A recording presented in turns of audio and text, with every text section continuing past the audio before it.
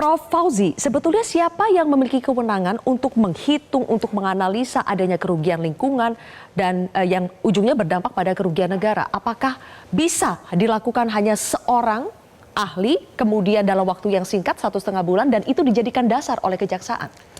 Ya, pertama memang itu ada dasar di Permen 7 2014 ya, yang di situ memang kewenangannya ada di KLH yang untuk menunjuk ada 2 pasal di sana. Pasalnya dan atau begitu ya. Satu ahli lingkungan atau ahli valuasi lingkungan dan atau. Jadi memang di situ diberikan kewenangan untuk menunjuk 1 atau 2 orang sebagai ahli perhitungan. Nah, permasalahan begini. Jadi dalam konteks penilaian kerusakan lingkungan itu ada 2 hal yang harus diperhatikan. Pertama, apa yang maksud kerusakan lingkungan itu berbeda dalam konteks Permen 7 2014 dengan konteks ekonomi lingkungan. Karena di dalam ekonomi lingkungan, kerusakan itu ada 2. Ya, satu namanya intensional. Intensional pasti akan terjadi. Kalau saya diberi izin tambang, ya pasti akan rusak. Dia kan memang dia harus menggali ya. Atau pemerintah bikin jalan tol, pasti rusak juga. Itu namanya intensional. Yang kedua unintentional, yang tidak diinginkan. Itu pasti karena accident ya, atau karena illegal activities ya. Nah, kerugian lingkungan yang dimaksud dalam konteks kerusakan lingkungan adalah yang 2 hal ini ya, yang unintentional. Maka muncul nilai. Nah, nilai itu pun harus hati-hati. Kalau tadi 271 itu nilai sekarang 100 tahun yang akan datang, atau nilai 100 tahun akan dihitung sekarang, atau nilai 10 tahun yang akan dihitung sekarang, which is which? We don't know. Semua itu 271 bilangnya begitu ya. Tidak jelas ya itu? Tidak jelas. Yang kedua, perspektif dengan nilai ini, untuk memunculkan angka itu dalam protokol di berbagai negara itu sangat rigid, Mbak, ya, sangat rigid. Kasus terbesar yang terjadi di Amerika adalah Exxon Valdez dan Deepwater Horizon, ya. Untuk menghitung itu perlu waktu sampai 17 tahun. 17 tahun? Ya, sampai settle dia, ya, dengan total kerugian waktu itu kerugian lingkungannya saja Exxon Valdez hanya 2 miliar US dollar. 32 triliun ya kurang lebih. Dan British Petroleum yang Deepwater Horizon total kerugian kan 8,8 miliar US dollar, kurang lebih 140-an triliun ya. It takes time untuk menghitung itu dan ada panel yang menguji. Kalau ada yang bisa menghitung dalam waktu 1,5 bulan ya, untuk nilai kerugian 771 triliun? Yes, saya tidak menjudge kapasitas seseorang ya. Guinness Book Records ya kayaknya. Tapi perlu verifikasi. Ya, angka itu perlu verifikasi. Apalagi menyangkut uang yang besar, apalagi menyangkut negara ya. Itu perlu verifikasi dari para panel yang juga tidak hanya satu panel, satu orang ya. Di situ ada ahli ekonomi, ada lingkungan, bahkan di Amerika ada sosiologi, ada ahli psikologi juga. Oh, tidak boleh satu orang saja ya? Tidak boleh. Karena itu perlu verifikasi dan validasi. Profesor Bambang Heru harus mempertanggungjawabkan perhitungan yang tidak bisa dipertanggungjawabkan oleh seorang Profesor Bambang Heru. Tapi ternyata itu dijadikan oleh kejaksaan sebagai rujukan ya, Pak Agus dulu dan Bu Yenti nanti boleh menanggapi juga. Ketika kejaksaan menjadikan hitungan Prof. Bambang Heru itu sebagai rujukan untuk ada menghitung potensi kerugian ekonomi sebesar 271 triliun, apakah itu berarti kejaksaan juga salah menjadikan itu sebagai rujukan, Pak Agus? Begini, saya tidak dalam kapasitas untuk menilai apakah kejaksaan salah atau tidak salah, tapi saya melihat 2 putusan yang menurut hemat saya perlu kita pahami mengapa kok hakim pada tingkat pengadilan tinggi itu berbeda memutuskan di tingkat pengadilan pertama. Itu saya kira itu menjadi crucial point untuk pada diskusi kita malam hari ini. Oleh karena itu saya berpendapat bahwa hakim pada pengadilan tinggi mengapa kok kemudian berpendapat berbeda, karena memang ada dasarnya juga. Di KUHP juga diatur 240, 241 dan seterusnya.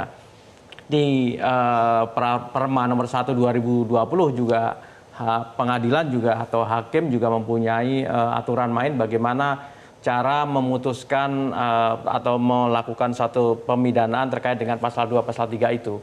Jelas clear di situ dan itu menjadi kewenangan sepenuhnya hakim untuk menilai apakah memang dasar penghitungan itu menurut hakim ya, saya mengatakan menurut hakim itu bisa dijadikan sebagai pertimbangan atau tidak. Sekali lagi tentu kalau kita lihat kan berbeda tuh antara putusan pengadilan tingkat pertama dan kemudian pengadilan tingkat banding.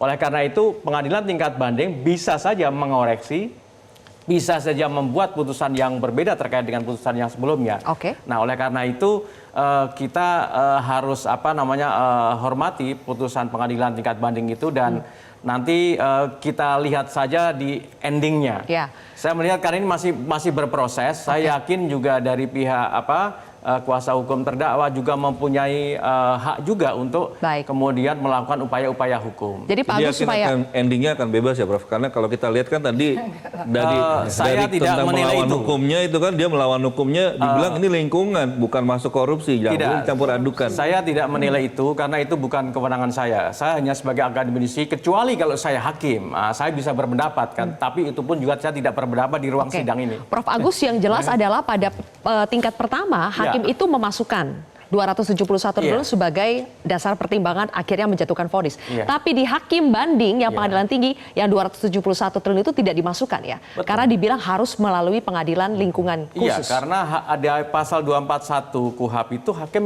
pada tingkat pengadilan berikutnya bisa mengkoreksi kan. Baik.